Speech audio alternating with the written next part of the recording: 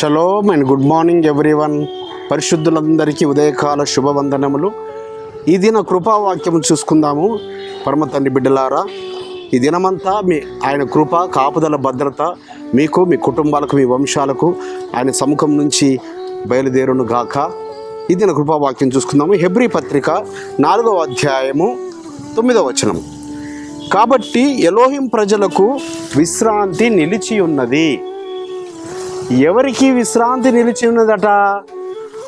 ఆయన యొక్క ప్రజలైతే ఎవరైతే ఉన్నారో, ఆయన పిల్లలుగా ఎందరైతే ఆయన రక్తంలో కడగబడి ఆయన అంగీకరిస్తున్నారో, ఇది ఎవరు రాస్తున్నారు? ఈ పత్రిక అపోస్తలుడైన పౌలు గారు రాస్తున్నారు. బిడ్డలారా, అన్ని జనులకు అపోస్తలుడుగా ఉన్న ఆయన రాస్తున్నారు.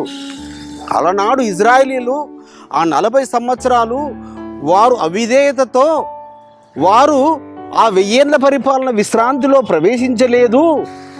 కానీ ఎలోహిం ప్రజలకు విశ్రాంతి నిలిచి ఉన్నది. బిడ్డలారా, ఇక్కడ విశ్రాంతి నమును పరిశుద్ధంగా ఆచరిస్తే ఆ 1000 ఏళ్ల పరిపాలనలో విశ్రాంతిని పొందుకుంటారు అని చెప్తున్నాడు. ఎందుకనగా ఆయన 6 దినంలో సృష్టినంతా చేసి 7వ దినమును ఆయన పరిశుద్ధపరిచాడు. కాబట్టి ఈ యొక్క హెబ్రీ పత్రిక 4వ అధ్యాయం అంతట్లో ఈ విషయం సారాంశం రాస్తుంటుంటారు.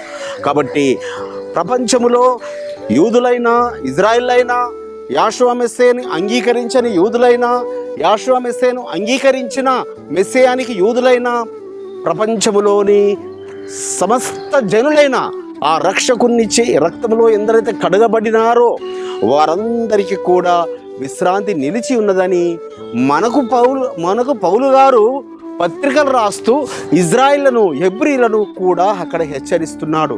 కాబట్టి విశ్రాంతి అంటే ఆ 1000 ఏళ్ల పరిపాలన స్వతంత్రించుకోవాలంటే ఇక్కడ విశ్రాంతిని మనము ఆరాధన దినముగా, పరిశుద్ధ దినముగా మనము ఆచరించినప్పుడే ఆ 1000 ఏళ్ల పరిపాలనలో ఆ 7వ దినం అనగానే ఆ 1000 ఏళ్ల పరిపాలనకు సాదృశ్యము 6 దినములు 6000 సంవత్సరాలు.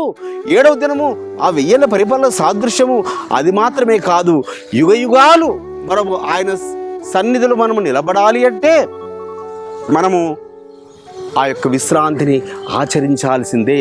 ఆ విశ్రాంతిని పరిశుద్ధంగా, ఆరాధన దినంగా, పవిత్రంగా ఎందరైతే ఆచరిస్తారో వారికి ఆ 1000 ఏళ్ల పరిపాలన స్వతంత్రించుకుంటారు. ఆ విధంగా పరమ తండ్రి మనందరినీ నడిపించునుగాక. ప్రార్థన చేసుకుందాం. పరిశుద్ధుడైన తండ్రి, అవును నాయన, నీ పిల్లలకు, నీ బిడ్డలకు, సర్వము భూప్రపంచంలోని సమస్త జనులకు విశ్రాంతి దినము నిలిచి ఉన్నదని, ఆ విశ్రాంతి దినము ఆచరిస్తేనే 1000 ఏళ్ల పరిపాలనలో ప్రవేశిస్తామని మీరు మాకు తెలిపించిన మాటలు బట్టి మీకు స్తోత్రములు చెల్లిస్తూ నజరుడైన యాషువ మెస్సే నామమున స్తుతించి ప్రార్థించి వేడుకుంటున్నాం పరమ తండ్రి, ఆమేన్. మన పరలోకపు తండ్రియు, మన రక్షకుడును, విమోచకుడును, నజరేయుడైన యాషువ మెస్సే వారి దివ్య సముఖం నుంచి మీకు, మీ కుటుంబాలకు, మీ వంశాలకు శాంతి, సమాధానం, కృపయు నిరంతరము నిలిచి ఉండునుగాక. ఆమేన్.